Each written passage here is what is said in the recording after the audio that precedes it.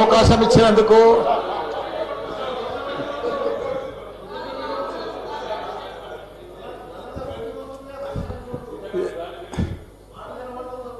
సరే పెళ్లికి వచ్చినా రాకున్నా కానీ ఒక అధ్యక్ష చాలా బాధాకరంగా ఉన్నది, చాలా ఇబ్బందికరంగా ఉన్నది. మా ఇన్ఛార్జ్ మంత్రి వల్లనే నాకు, ఎందుకంటే నేను సురువుల మా శ్రీధర్ బాబు మాకు ఇన్ఛార్జ్ వస్తా అంటే నాకు మంచి మిత్రుడు ఆయన. నాకు అప్పుడు ఆయన మంత్రి ఉన్నప్పుడు 2009లో నా కాలేజీలకు హెల్ప్ కూడా చేసిండు ఆయన. కానీ అట్లా వచ్చినందుకు ఇప్పుడు మళ్ళీ మాకు ఇన్ఛార్జ్ మంత్రి అయినందుకు చాలా హ్యాపీగా ఫీల్ అయినా. కాకపోతే ఇప్పుడు ఎంత బాధపడుతున్నా అంటే అంత బాధపడుతున్నా, భరించలేను ఆ బాధను.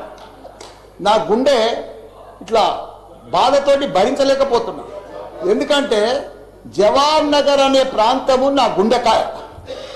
అలా ప్రజలకు చెప్పిన, అందరికి చెప్పిన, దాన్ని అంతా కూడా జిహెచ్ఎంసి మొత్తం చెత్త అంతా తెచ్చి కొన్ని ఏళ్ళ సందే అడ్డే వేస్తున్నారు. పర్లే వేస్తున్నారు, అది కాంగ్రెస్ టైంలో సందే వేస్తున్నారు, ఇప్పటిదాకా కూడా వేస్తూనే ఉన్నారు. అది కంటిన్యూ కాంట్రాక్ట్ ఉంది వేస్తున్నారు. మీ దాంట్లోనే కంటిన్యూషన్ అని చెప్తున్నా. నా జర ఓకే అవుతా, నీకు దండం పెడతా. ఎందుకంటే ఆ చెత్త వేసినప్పుడు నేను మంత్రి ఉన్నప్పుడు మా కేటీఆర్ గారు 500 కోట్లు ఇచ్చాడు. చెత్తతోటి కరెంటు తయారు చేసే ఉత్పత్తి ప్లాంట్ ఆడ తయారు చేసినాం దాన్ని. అది కాకుండా 144 కోట్లతోటి క్యాపింగ్ పెట్టిన, మొత్తం మట్టి పోసి గడ్డి పెట్టి అది గుట్ట లెక్క తయారు చేసినాం. దానికి తోడు వర్షాకాలంలో అందులో వచ్చిన మురుగునీళ్ళు అంత వస్తే ఫిల్టర్ చేసేందుకు 250 కోట్లు ఇచ్చినాం వాటి ఎస్టీపీ. అంత బాగా చేస్తే అందంగా వాసన రాకుండా చేసినాం నా మంత్రి ఉన్నప్పుడు మా కేటీఆర్ సార్. అటువంటిది ఇప్పుడు 2 సంవత్సరాలు 4 నెలల సంది భరించలేము. కొత్త గుట్ట చెత్తకుండి తయారు చేసారు కొత్తది ఒకటి. అది రోగాన బారి పడుతున్నారు. వాటర్ల పొల్యూషను, గాలిల పొల్యూషను, భూమిల పొల్యూషను, మురికి నీరు ఉండలేక 2 లక్షలన్నర ప్రజలు ఉంటున్నాడు. దయచేసి అన్నా శ్రీధర్ అన్న, నాకు నువ్వంటే నాకు చాలా అభిమానం. నన్ను పగబట్టకన్నా. ఎందుకంటే నా నియోజకవర్గం బంగారం అసుంటి, దేశంలోనే నంబర్ 1 అసుంటి మేడ్చల్ నియోజకవర్గం. దాన్ని తుకుడలు అచలం కుతలం చేసేది దాన్ని.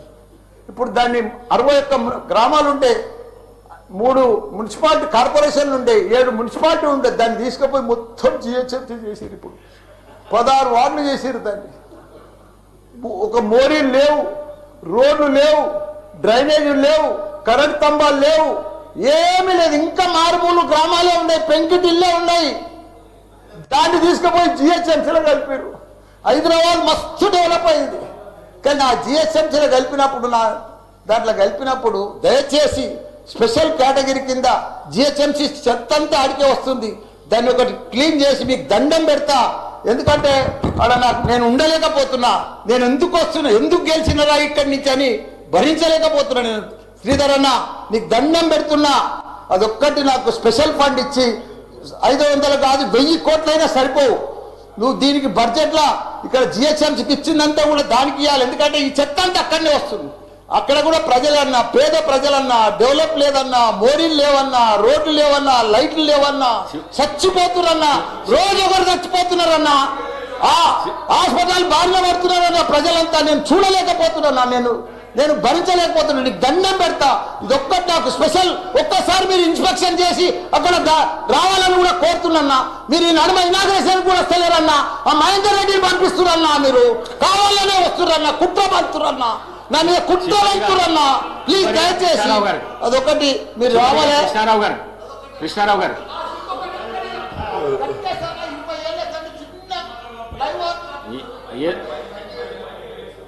మైక్ లేకుండా సరే అన్న చెప్పేస్తాను.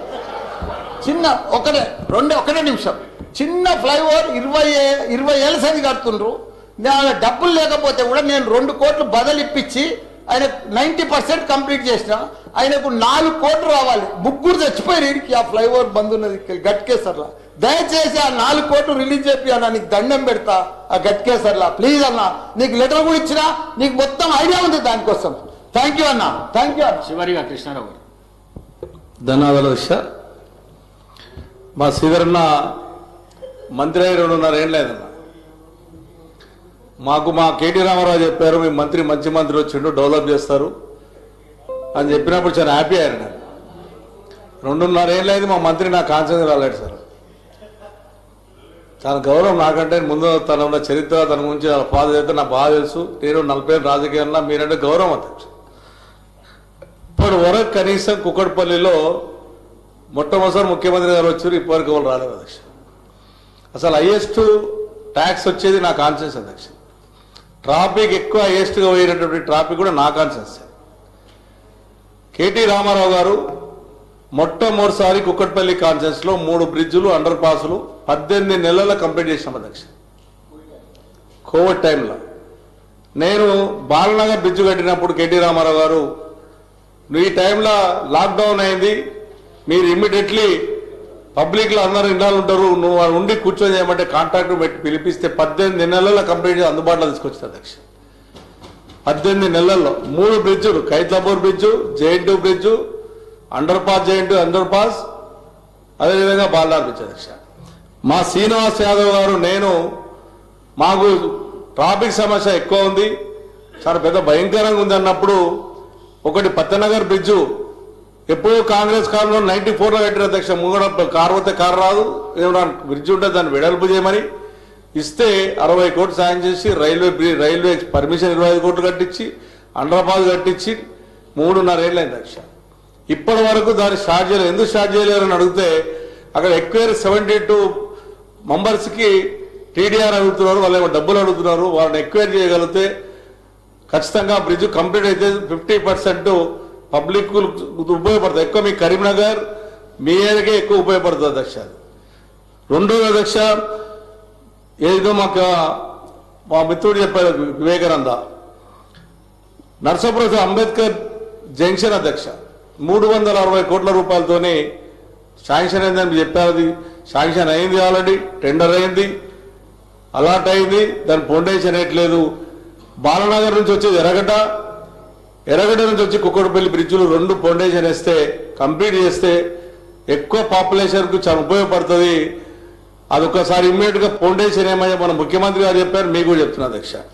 ఒకటి కేటీ రామారావు గారు, అదేవిధంగా హౌసింగ్ బోర్డ్ మెట్రో నుంచి నిజాంపేట్ మెట్రో దాకా స్కైవే శాంక్షన్ అయింది, అది కూడా స్టార్ట్ చేస్తే పబ్లిక్ కూడా ఉపయోగపడుతుంది.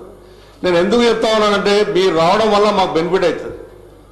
మేము రాజకీయాలు ఏం అధ్యక్ష, నేను స్పీకర్ గారు చాలా క్లియర్ చెప్పా, ముఖ్యమంత్రి గారు వస్తే కూడా స్వాగతం పలికిన వ్యక్తిగా నా ప్రజలు ముఖ్యము, నా ప్రజల డెవలప్మెంట్ ముఖ్యమని చెప్పారు. కానీ మీరు చేసింది ఏంటో తెలుసా అధ్యక్ష, నా మీద ఓడిపోయినటువంటి వ్యక్తి పేరు అఫీషియల్గా పెట్టారు.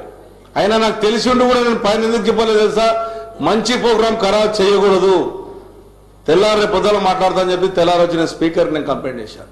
చరిత్రలో, భారతదేశం వచ్చే చరిత్రలో, అసెంబ్లీలో చరిత్రలో ఏ ఒక్కరు కూడా ఇప్పటివరకు ఎంతో మంది కాంగ్రెస్ ముఖ్యమంత్రులు చేశారు, టీడీపీ ముఖ్యమంత్రులు చేశారు, టీఆర్ఎస్ ముఖ్యమంత్రులు చెప్ప ఓడిపోయినటువంటి పేరు పెట్టినటువంటి ఏకైక పార్టీ ఉందంటే మీ పార్టీ అధ్యక్ష. ఇది మంచిది కాదు అధ్యక్ష. ఇది నా దగ్గర 12,000 మంది కార్యకర్తలు అధ్యక్ష. హైదరాబాద్ టాప్ మెజార్టీ 72,000 మెజార్టీతో గెలిచిన అధ్యక్ష. నేను 5 సార్లు గెలిచిన, 3 సార్లు ఎమ్మెల్యే గెలిచాను, వైస్ చైర్మన్ గెలిచాను, చైర్మన్ గెలిచాను అధ్యక్ష. ఎప్పుడు కూడా పార్టీకి అధికారంగా ఉంటాను, ఎలక్షన్ వచ్చినప్పుడు పార్టీ గురించి మాట్లాడతాను. కానీ ఇటువంటి మీకు స్వాగతం ఇచ్చినప్పుడు, మీకు గౌరవం ఇచ్చినప్పుడు, డెవలప్మెంట్ కోరుకోవాలనుకున్నప్పుడు మీరు ఆ రకంగా మళ్ళొకసారి చేసే అధ్యక్ష. నేను స్పీకర్ సమక్షం మీకు కూడా చెప్తున్నా అధ్యక్ష, మా కార్యకర్తలు ఈసారి వినరు అధ్యక్ష. నేను మీకు గౌరవం ఇచ్చాను, మర్యాద ఇచ్చాను, ప్రేమ ఇచ్చాను, మీకు వచ్చిన స్వాగతం పలికాను అధ్యక్ష. కావడం ముఖ్యమంత్రి గారు అడగాలి. ముఖ్యమంత్రి గారు ఎంపీ ఉన్నప్పుడు అధ్యక్ష, నేను ముఖ్యమంత్రి గారు ఎంపీ ఉన్నప్పుడు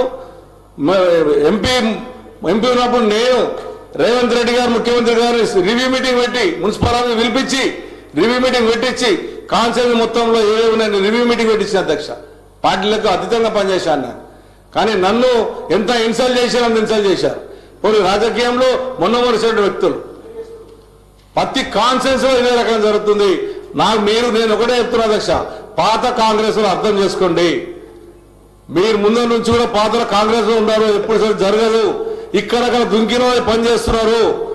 ఇది ఛాలెంజ్ గా మీరు తీసుకోమని చెప్పి, ప్రజల పక్షాన నిలవడమని చెప్పి, ప్రజలకు సమస్యలు పరిష్కరించమని చెప్పి మేము తెలియజేస్తాం.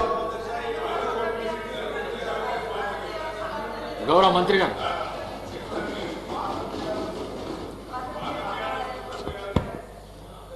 అధ్యక్ష, గౌరవ సభ్యులు వివేకానంద్ గారు, సుధీర్ రెడ్డి గారు, ముఠా గోపాల్ గారు, పెద్దలు తలసాని శ్రీనివాస్ యాదవ్ గారు, సబితా ఇందర్ రెడ్డి గారు, మల్లారెడ్డి గారు, కృష్ణారావు గారు కూడా మరి సిగ్నేటరీస్ కాకుండా కానీ మీరు హైదరాబాద్ సంబంధించిన మరి ప్రాముఖ్యతను గుర్తించి అందరికి కూడా ఇవ్వటం జరిగింది అధ్యక్ష. 10 to 11 అవుతోంది అధ్యక్ష. మీరు మరి 11:30కి క్లోజ్ చేస్తామని చెప్పారు అధ్యక్ష. చాలామంది సభ్యులకు సంబంధించి ప్రశ్నలకు సంబంధించిన అంశాలు వచ్చినప్పుడు మరి అందరినీ కూడా అకామిడేట్ చేయాలనే ఉద్దేశంతో మీరు బీఏసీలో నిర్ణయం తీసుకొని గౌరవ ప్రతిపక్షానికి సంబంధించిన సభ్యులు కూడా వారి ఆవేదన అందరి సభ్యులకి మరి క్వశ్చన్ అవర్లో అవకాశం కల్పించే కార్యక్రమం చేస్తే మీరు సమయం 9 నిమిషాలు ప్రతి ప్రశ్నకని చెప్పి మనము క్వశ్చన్ అవర్ జరుపుతా ఉన్నాం అధ్యక్ష. దాదాపు 50 మినిట్స్ అయింది అధ్యక్ష. 50 మినిట్స్ సంబంధించి సరే ఈ ప్రశ్నకు చాలా ప్రాముఖ్యత ఉంది. నేను definitely first before replying to their questions అధ్యక్ష ఒక షార్ట్ డిస్కషన్ పెడితే డెఫినెట్లీ అధ్యక్ష we will take it up అధ్యక్ష. ఎందుకంటే మాకు ఈ హైదరాబాద్ నగరం ఇంతకుముందు ముఠా గోపాల్ గారు చెప్పారు, ఇది విశ్వనగరం. ఈరోజు ఈ విశ్వనగరానికి సంబంధించిన ప్రాముఖ్యత విషయంలో ఇక్కడ కావాల్సిన మౌలిక సదుపాయాలకు సంబంధించి మనం అనేక మహానగరాలను చూస్తూ ఉంటే